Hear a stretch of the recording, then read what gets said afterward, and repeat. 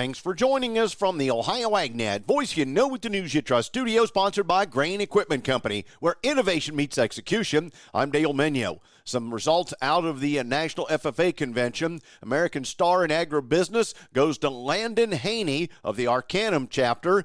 The lessons, experience, and mentorship that FFA exposed Landon Haney to helped him launch and grow his own successful business. Haney's Mowing and Landscaping LLC and launched his career in high school. What began as completing small lawn care and leaf cleanup jobs has turned into a 7-person operation offering landscaping, drainage solutions, gravel grading, sod and seeding, and snow removal.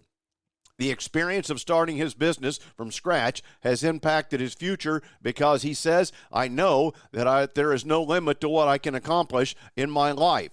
Becoming a business owner allows me to be well-rounded individual in society and learn multiple types of skill sets. He hopes to continue growing the business and transition from owner-operator to manager of a larger operation with many more employees. Also, hats off to Felicity Franklin FFA. They were named the 2024 Premier Chapter Building Communities at the 97th National FFA Convention. Felicity Franklin FFA of Ohio hosted a Survivor Week, creating Capable Cardinals, a school-wide event where students rotated through real-world activity stations to learn hands-on skills and become capable citizens. FFA members developed 9 different experimental life skill stations, created challenges to encourage participation, and designed a relay race that tested the students' knowledge at the end of the week. The event connected 137 students with 20 teachers who served as mentors during rounds at the skills stations. Congratulations to all those who were recognized and everyone else who helped push them to those levels of expertise in their individual areas. We're looking forward to more of hearing about their experiences down the road. Today's weather brought to you by Seed Consultants. Simply better performance online at seedconsultants.com. Here's the forecast. We've got a dry and warm start to the week, but pattern change starts on Thursday. I'm Chief Meteorologist Ryan Martin with a look at your Ohio Ag weather update. Dry weather dominating the next 3 days, today, tomorrow, and Wednesday. Strong southwest flow will be developing around the backside of high pressure. That's going to generate some significant warming, and winds are going to be pretty strong for tomorrow and Wednesday as well. This all leads to excellent drying as we move through the first half of this week, but it also plays into a frontal boundary that's going to be relatively strong as it passes through on Thursday, Halloween. Rain and thunderstorms bringing anywhere from 1/4 to 1.5 inches of rain to 100% of Ohio. We see it winding down as we approach sunrise on Friday. We are cooler but drier for Friday.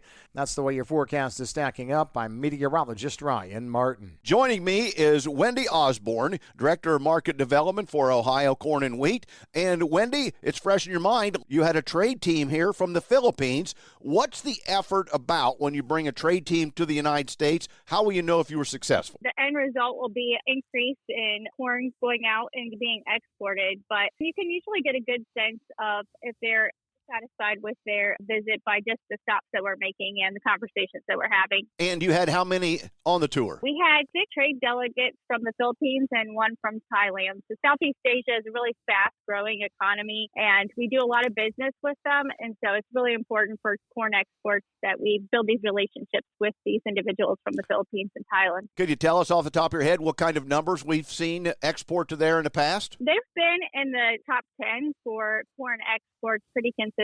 And again, it's just a growing market. The Philippines does raise domestic corn, but they don't raise enough corn to meet the demand. They have a very fast-growing pork and poultry industry, and so in order to meet that demand, they do need to import corn. Preferably, we hope that they import corn from the U.S. With the tour here and getting to see it, was there anything really particular? Were they concerned about droughts effect on the yield or anything else from the industry side? Are they really digging into anything in particular? Yeah, we just really try to highlight the quality of the corn crop because quality is really important, especially the quality of the corn and the dry distiller strains because they're big buyers, CDGs. And so we try to highlight that. And then also we know that we've been impacted here in Southern Ohio by drought, and that's actually where we were. However, we have a huge corn crop in the U.S.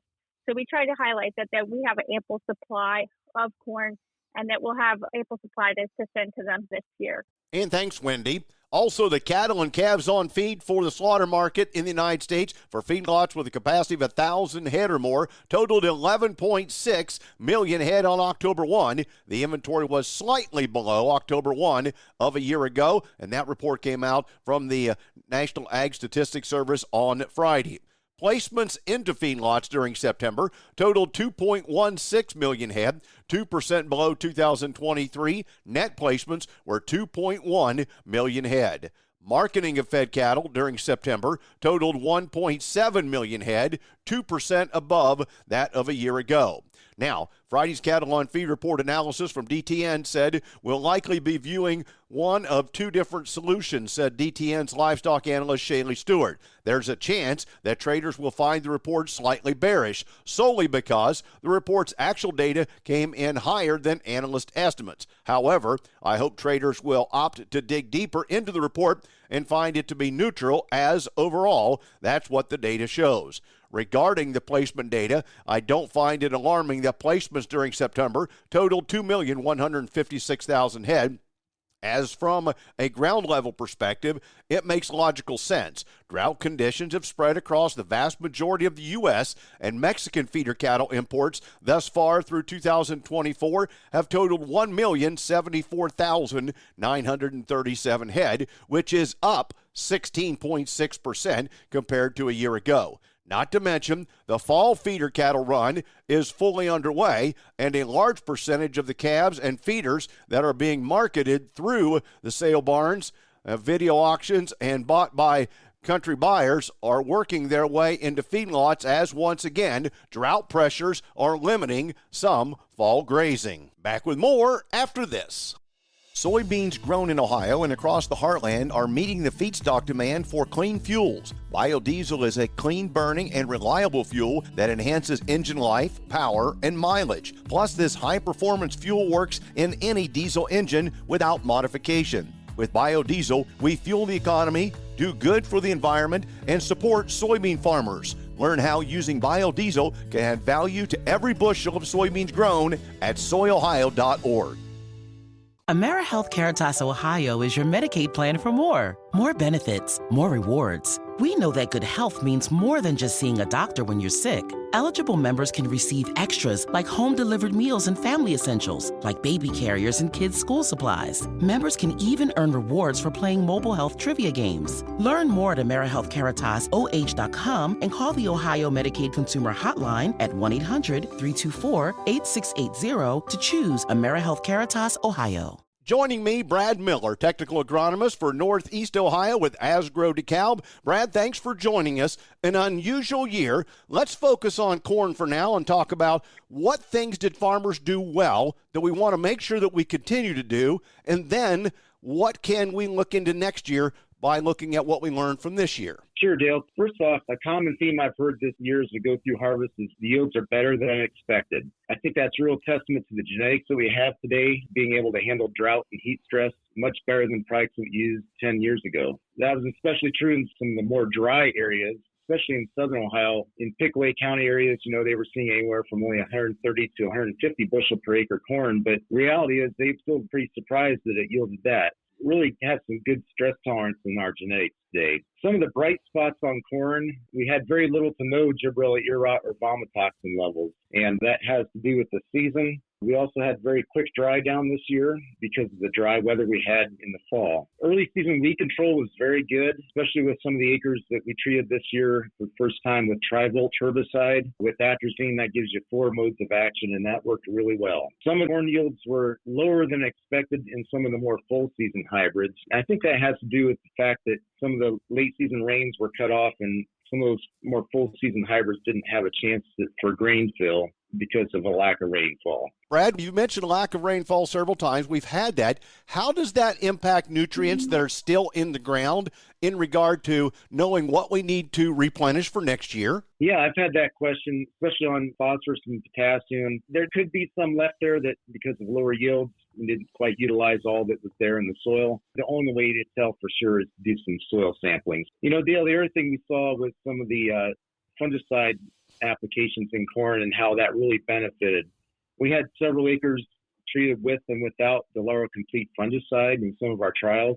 And under medium to heavy tar spot pressure in these fields, where the tar spot came in about tassel stage or R1 stage, we were seeing anywhere from 10 to 40 bushel per acre difference with just one application of Delaro Complete. Top performers I've seen this year in the DeKalb lineup were 101.35, 103.07, 56.26, and 110.10. So if you want to ask your DeKalb dealer about some of those products, I'm sure they can make a nice recommendation. Brad, thanks for the update. Thank you. And one other note before we get to the markets, the Ohio Department of Agriculture, in collaboration with USDA and the Ohio State University College of Veterinary Medicine, is conducting a foot and mouth disease landscape analysis survey designed to assess the level of farmer awareness and knowledge regarding foot and mouth disease preparedness and response. This voluntary research survey will take 20 to 30 minutes to complete, and your answers will remain anonymous. Who's to participate?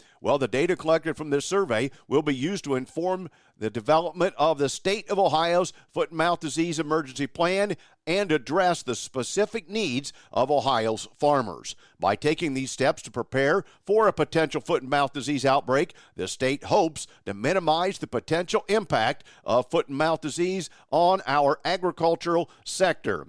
If you've got questions, you can contact Dr. Helen Jones or Dr. Armando Hoyt at the College of Veterinary Medicine at The Ohio State University. Time now for the Louis Dreyfus Grain Analysis, brought to you by the Ohio Soybean Council and your soybean checkoff. Here's Ryan Martin. Grain markets pulled a little profit out on Friday with a lower close on corn, beans, and wheat overall. Wheat led the declines with double-digit losses. Soybeans were down about 6 to 8.5, 9 cents, and corn was down about 3.5 to 6.5 cents overall. Market was, again, mostly in a profit-taking mode. Breaking news was absent in the headline run on Friday. And South American weather stayed relatively friendly, at least to crop growth and development, which means it wasn't necessarily friendly to the marketplace. Most of the move on Friday was led by wheat sagging, with Russian FOB offers and spot Paris milling wheat testing chart support. Russian wheat appears to be very, very viable for the nearby delivery period versus the government's recommended floor price. Paris milling wheat since October 9th has dropped about 7.5 to 8%. It filled an open chart gap despite lower Black Sea wheat production in stocks. Non-Russian exporters are still left fighting for market share. Corn and soybeans yet on Friday followed amid lack of breaking news and the absence of short-term South American weather threats. Still seeing decent moisture popping into northern Argentina and southern and central Brazil. Now, we did hear of some flash reported sales on Friday morning. 136,000 metric tons of corn to Mexico, 116,000 metric tons of beans to China. But as we've kind of talked recently, U.S. Gulf corn is no longer the cheapest origin out there. We've got competition from Ukraine, and we're also seeing South American corn get a little bit more competitive. The last big harvest weekend of the year was this weekend. In my opinion, we are going to be quite a ways down the pipe to being done. Expectations for the corn harvest report to be 82 to 84% complete here today, and soybeans over 93%. I'm Ryan Martin. And thanks, Ryan. Today's market's brought to you by Seed Consultants. Simply better performance. Online at seedconsultants.com. In the overnight to start the week, December corn, $4.14, down 1 1/4. March down 1.5 pennies at $4.28. November beans, $9.83 1/4, down 4 1/2. January also down 4 1/2 at $9.93. December wheat down 2 at $5.67. July down 2 1/4 at $6.03 1/2 cents. The October cattle, $189.70, up 40 cents. December, though, was down a dime at $189.15. December lean hogs, $79.67, up $1.02, while February's up 62 cents at $83.42. November feeder cattle, $248.57, up a nickel. January, up a dime at $245.62. Thanks for joining us. This is the Ohio AgNet.